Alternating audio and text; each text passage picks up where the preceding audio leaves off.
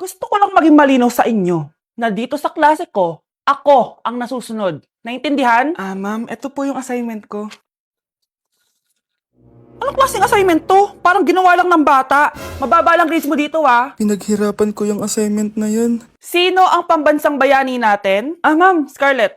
Ang pambansang bayani natin ay si... Oops! Napakabagal mo sumagot. Ang pambansang bayani natin. Straight to the point ang kailangan ko sagot. Ayusin yung sumagot, ha? Hindi na kayo elementary. Opo, ma'am. Pinayagan ba kita kumain sa loob ng klase ko? Ma'am. Akin na yan. Kung ayaw niyong binabastos kayo, wag niyo akong bastusin. Ay, oo, be. Kain tayo sa labas mamaya, ha?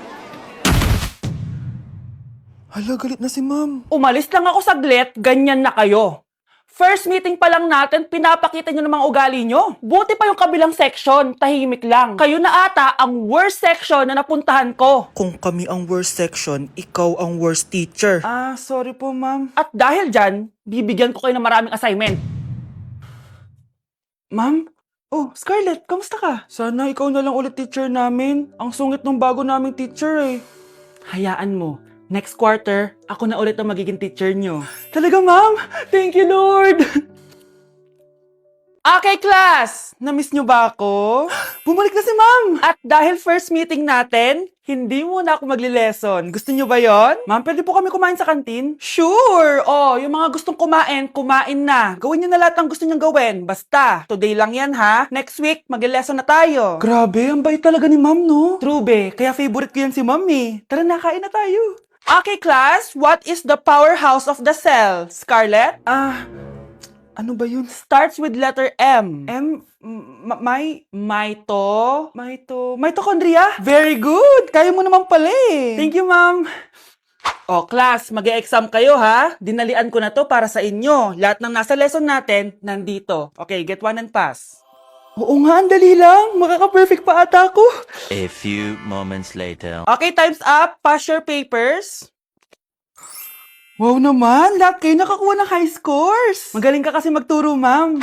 Okay, class, dahil Friday ngayon, gusto ko mag-enjoy kayo sa weekends. Kaya naman, hindi ako magbibigay ng assignment. Yes, thank you ma'am. Makakagala ako. At isa pa, class, malapit na mga anak si teacher, oh. Magli-leave muna ako ng ilang months. Ha? Habang wala ako, si Ma'am Diana muna ang papalit sa akin. Maging mabait kayo sa kanya, ha? Hi class, namiss niyo ba ako? At dahil first meeting natin, may surprise quiz kayo. Nandito na naman yung pet peeve ko. Hindi! Hindi!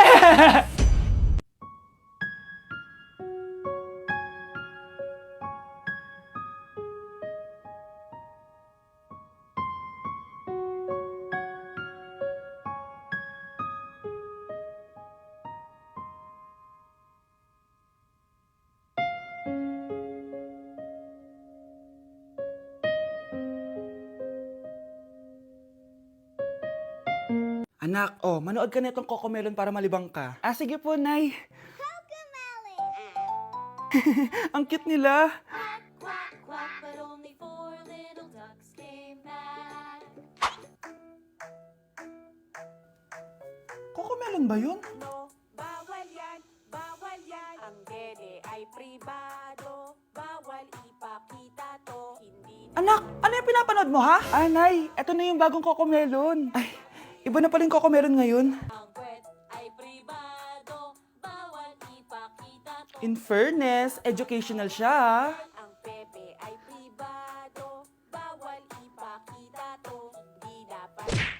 Good morning, class! Good mood si ma'am ngayon na. Sana good mood lang siya gang mamaya. Bago tayo mag-start, mag-pray muna tayo, okay? Sino gusto mag-lead? Di ako marunong yan, ikaw na lang. Lalo na ako, di nga ako sumisimba eh. Wala. Pag walang pumunta sa harap, lahat kayo, ia-absent ko! Bes, ikaw na lang. Ma'am, ako na lang po. Madali naman pala kayo kausap eh. Okay, class. So, dito na nagtatapos sa lesson natin. Oh, may isang oras pa pala tayo eh. Sige na, i-dismiss ko na kayo. Yes, be, tara gala tayo. Tara be, buti nilang talaga dinismiss tayo agad. Aba, excited? Uwing-uwi? Ayaw niyo siguro sa subject ko, no? Maghihintay kayo hanggang 4 p.m. dito! Walang uuwi! Grabe naman yung mood swing ni ma'am. Nakakainis. I love you too. Okay, class. Dahil good mood ako today, hindi tuloy ang quiz at lesson natin. Ay, salamat. Magagawa ko na yung assignment ko sa math. Bes, pakopya naman ako niyan. Aba! Sino nagsabi sa inyo na pwede kang gumawa ng assignment sa ibang subject, ha? Ma'am. Talagang sinisira niyo mood ko, ha? Lahat kayo bagsak sa quiz! Excuse me, Ma'am Reyes? Bakit mo tinatakot ang mga anak ko? Ma'am, hindi sila matututo kung hindi ko sila tatakutin. Hindi mo kailangan takutin ng mga bata. Kausapin mo sila na maayos. Tama. Tayo ang pangalawa nilang magulang. Dapat maging safe sila sa atin. Gusto mo bang maalala ka nila sa mga pananakot mo? Facts, ma'am. Umayos ka na, ha? Kung ayaw mong isumbong kita sa principal. Deserve. Update sa nawala kong passport. 9 o'clock na ng umaga at literal na wala akong tulog sa kaka-overthink ko. So pupuntahan ko na yung store kung saan ko naiwan yung passport ko. Lord, sana nandun pa. Nag-search ako tapos 10 a.m. daw sila nagbubukas. So pupunta na tayo doon bago sila magbukas. So naglalakad lang ako papunta sa subway. Nandito na ako sa subway, guys, and kinakabahan na ako. Hindi ko talaga alam gagawin ko pag wala talaga dun. No, hindi pwede. Makakapag-Japan kami. Kasi sayang yung mga binayad ko, be. Guys, nakasakay na ako. Guys, nandito na tayo. Kinakabahan ako. Tapos naiihi pa ako. Guys, wish me luck, Lord. Please, sana nandun. Nandito na tayo sa Myeongdong, guys. Tapos dun yung papunta dun sa store. Ako lang pala mag-isa ngayon, guys. Hindi ko kasama si Honey Bunch. Solo traveler. Pinapaayos ko kasi siya ng mga gamit. Pag uwi ko dun sa hotel, diretso na kami airport. Ganun. Grabe sa isang katangahan. Sobrang mahal. Mahal maging tanga dito, guys. Wait lang, may napapansin ako. Parang ang fresh ko dito sa Korea. Yun ang glass skin, no? Ito yung store, yung tier. Diyan ko nawala yung passport ko. Lo, tinitignan ako na ito, oh. Guys, may mga staff na. Try ko magtanong if may nakita silang passport. Sana pansinin ako. Hello? Dead ma-challenge sila, guys.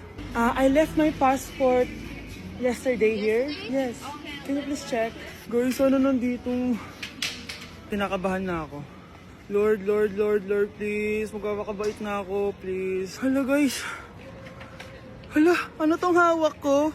Passport ko yata to. Yes, makakapag-Japan tayo, guys. Over naman, no? Hindi na siya nag-overthink. Iniisip ko ngayon, pupunta tayo na Japan. Guys, nasa airport na kami. Tuloy na kami sa Japan. Bye, Korea. Ano masasabi mo? Alis na tayo ng Korea. Babalik pa ba tayo dito? Yes, at sana next time hindi mo na makakalimutan yung passport.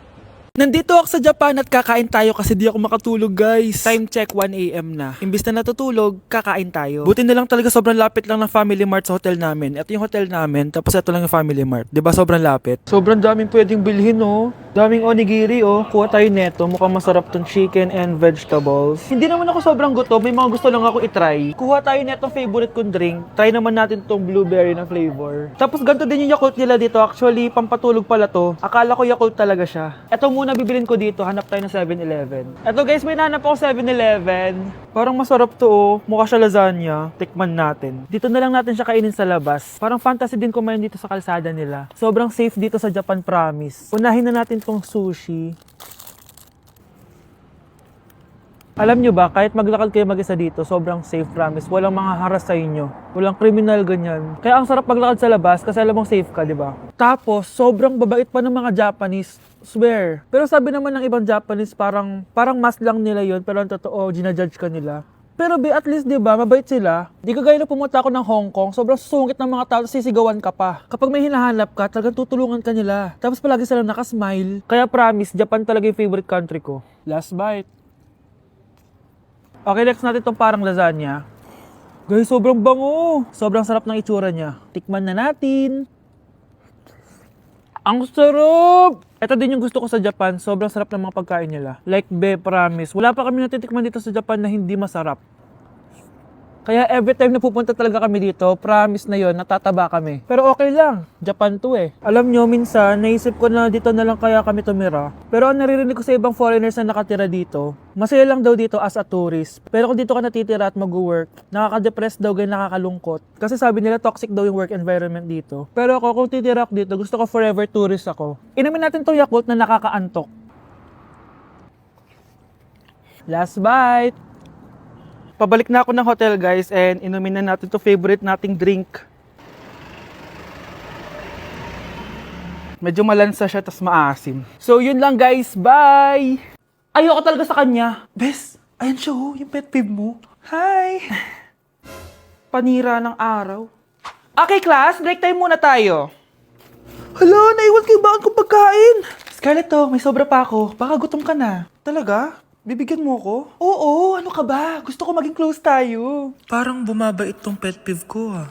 Hala, may quiz pala tayo. Bes, sabay tayo mag-review mamaya ha? Naku, sorry Bes. Kakain kasi kami ng jowa ko mamaya. Di mo ba kaya mag-isa? Ano ba yan? Ako na lang, sabay tayo mag-review. Tsaka, may reviewer din ako dito oh. Ayan na naman siya. Sure ka? Ako talaga yung gusto mo kasabay mag-review? Oo naman, ba't naman hindi? Idol nga kita kasi ang talino mo eh. Sige na nga. Okay class, para sa activity natin today, pili kayo ng partner nyo. Best, partner tayo ah. Sorry na best, partner na kasi kami ng baby loves ko eh. Partner na kami ng baby loves ko eh.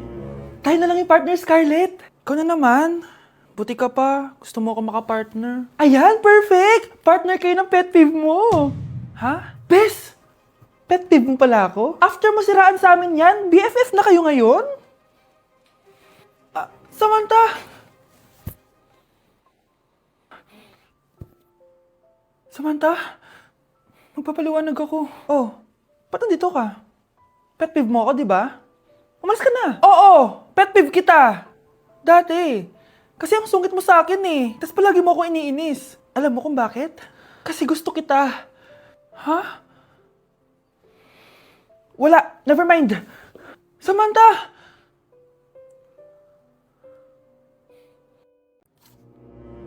Good morning, class! Bakit ang dami nakadikit sa wall? May ballpen, may walis. Ma'am, uso kasi to. Ididikit mo yung mga bagay gamit yung wall friction. Parang ganito. O, di ba, ma'am? Ano? Wall friction? Hoy! Baka mahulog ka dyan! Kung mga bata to, kung ano-ano kasi nakikita niyo sa TikTok na yan eh. Try ko naman tong calculator. Ang saya! Tingnan niyo, dami ng gasgas ng wall, oh. Tanggalin niyo na yan. Kung hindi, i-absent ko kayong lahat. Guys, si ma'am naman na idikit natin sa pader. Hoy! Mangulong niya kayo! Ma'am, huwag kang matakot, ma'am. A few moments later. Hoy! Ibaba niyo ako dito! Guys, dismiss na daw tayo sabi ni ma'am. Uwian na! Hoy! Isusumbong ko kayo sa principal!